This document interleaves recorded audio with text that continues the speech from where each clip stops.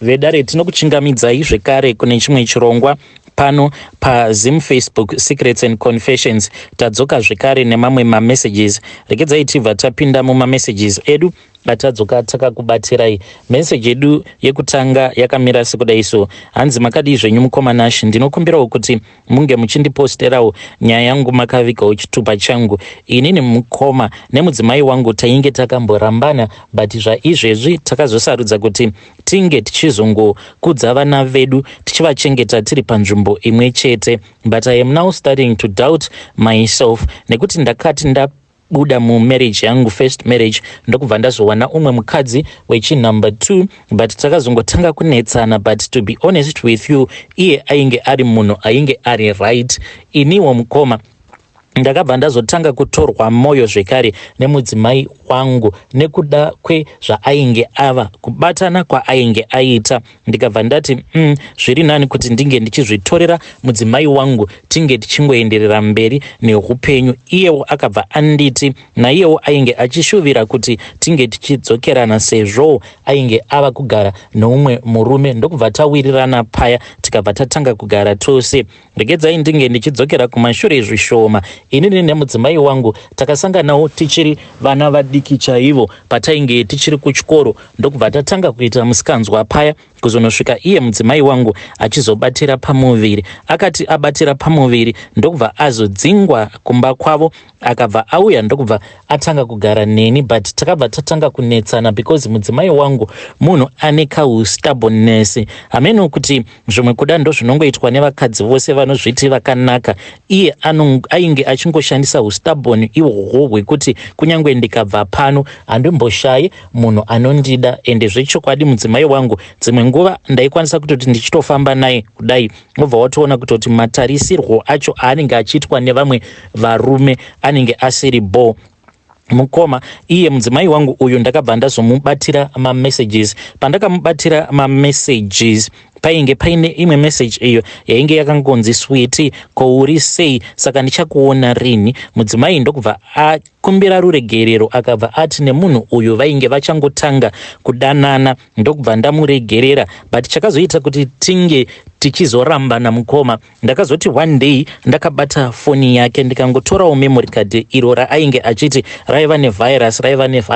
Ndokubva ndazoriisa mulaptop. Ndariisa mulaptop mukoma, ndopa ndakabva ndaona kuti rainge ringori nevideo 1. Ndokubva ndazoplaya video riya. Ndakabva ndaona kuti video iri ainge akazvitora video iri achizvitambisa sikarudzi yake zvekare nemazamu ake awa, but chiso chake ainge asina kuchiburitsa. But ndakabva ndaziva kuti uyu mudzimai wangu uyu ndakamumirira kuzonosvika achizodzoka achibva uko kwaainge aenda. Ndokubva ndazomubvunza kuti ko izvi zvandainge ndichiona izvi mumemory card rake zvainge zviri zvinyi.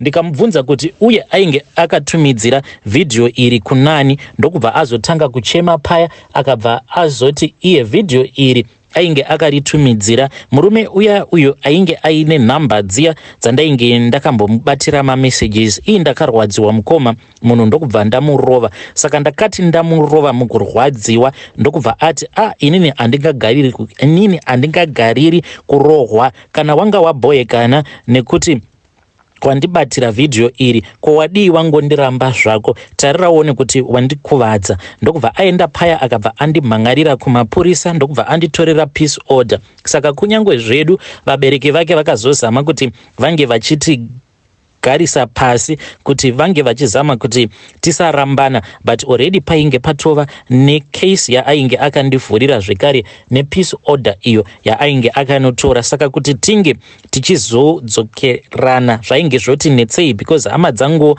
dzainge dzoti iye haangakusungisiri nenhau yekuti iwewe wamubata achikuhurira, saka uyu haasi mukadzi ari bo, saka ramba naye. Ndokubva atazongorambana paya. Iniwo ndakamuramba, but mumwoyo mangu ndainge ndichirwadziwa. Munongozivawo kuti mukadzi wako kana aine maskiri akawandisisa paya pamunenge muvete mose, zvinongonetsa so kuti unge uchikanganwa nezvake. Nguva zhinji ndaiti ndirere so kana ndikatanga kufunga skills ose awo aanogona panguva dziya dzekusika bonde, ndaibva ndatanga kunzwa moyo wangu uchirwadza. Ndipo pandakabva ndazotsvaka manje umwe.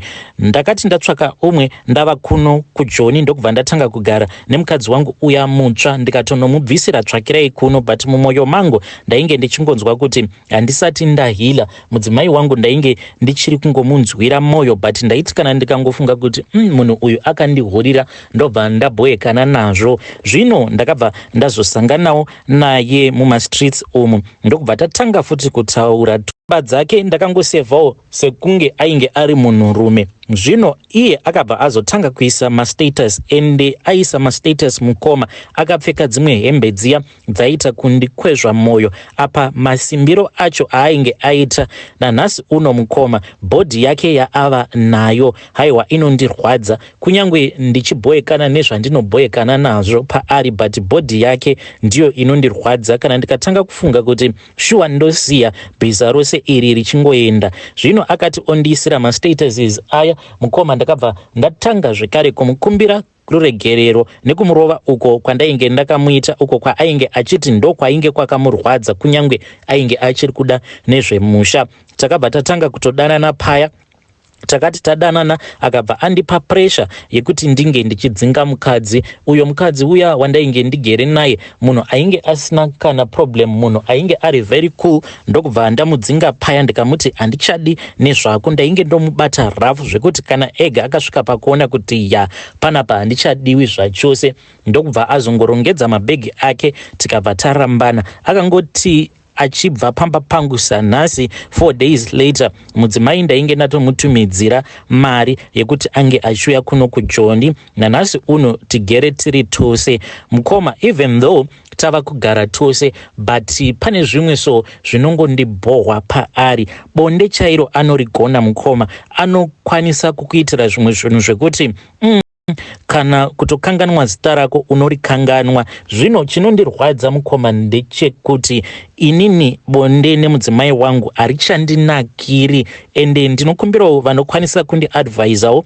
vandiadvaise kuti ndoita sei kuti pfungwa dzangu dzinge dzichidzoka apo padzainge dzimbori kudhara, pekuti kana ndichisika bonde nemudzimai wangu ndinenge ndichinzwa kutapirirwa, kunzwa kuti ya kunyange nyika ikachiguma now ndava bo. But now zvinoitika ndezvekudai so iye anoti paya kana tikatanga kuita bonde, kana ndikamutarisa paya ndinobva ndanzwa ndichibhoyekana kuti saka zvandiri kuita naye apa patainge timbori paseparation izvi akazviita rungani, plus ava neimwe experience mukoma yekuti ndinotoona kutoti experience iyi akazoiwana mushure mekunge tarambana. Inini hangu ndinongopretenda mukoma achindiaktera achiita zvose izvo zvaanoita, kana kuri kunzi akati iye anenge achida kuti timboita izvo zvinomufadza, zvandinoona kuti kune munhu akamudzidzisa. Saka izvi zvinobva zvaita kuti ndinge ndichiluza mafeelings, ndobva ndangoenderera mberi zvangu ndichiita bonde naye, but feeling chairo ndinenge ndisisina zvachose. Ndoitawo sei naive dare, because kubva zvandakadzokerana nemudzimai wangu ndava kunzwa kuti hazvisi kunaka. Ivo vanoti hazvisisina kadhat. Ndava kunzwa kuti relationship yangu nemudzimai wangu haisisina kadhat. Please ndibatsireiwo, handidi kuti iye ange achinotisa kuti ndiri kuona kuti our marriage haisisina kadhat kakatobva.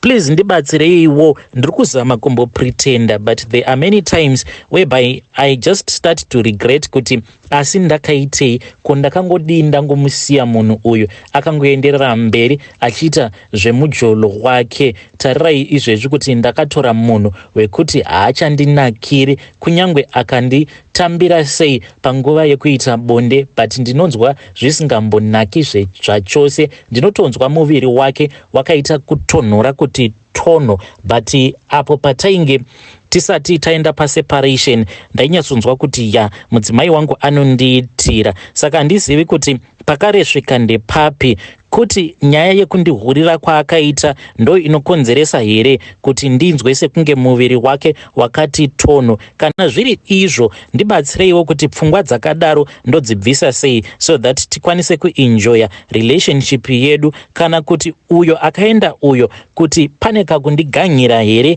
kaakaita, uye kana akandiganyira ndingazvifambisawo sei? Hakuna here mimwe mishonga yekuti kana ndikanwa ndinokwanisa kuita ball? Please assist me. Hey vedare, ndo message iyo yandakatumidzirwa ichibva kuna mukoma vedu. Hanzi kubva zvandaka dzokerana nemudzimai wangu after a long separation ndava kunzwa kuti hazvichanaki. Hey, pakaipa. Please ngativabatsireiwo mucomment section. Yo.